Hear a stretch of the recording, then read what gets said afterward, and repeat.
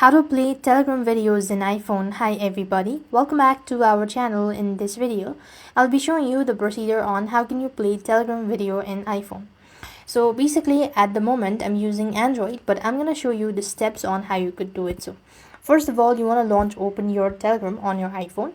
The procedure will remain the same as per your Android as well as to your Telegram.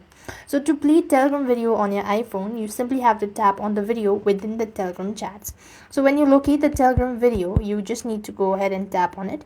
Now some of the videos are able to play on the Telegram itself, and you could just tap on it and you could play the video. However, some videos does not support the iOS device, so what you need to do is, for an alternative, there is no other way you could do it in a Telegram, but you need to download the particular video and play it somewhere else, such as in the VLC media player, or you could just use KMPlayer. So what you need to do is exit out this page, go to your app store, and on the search bar type in VLC media player.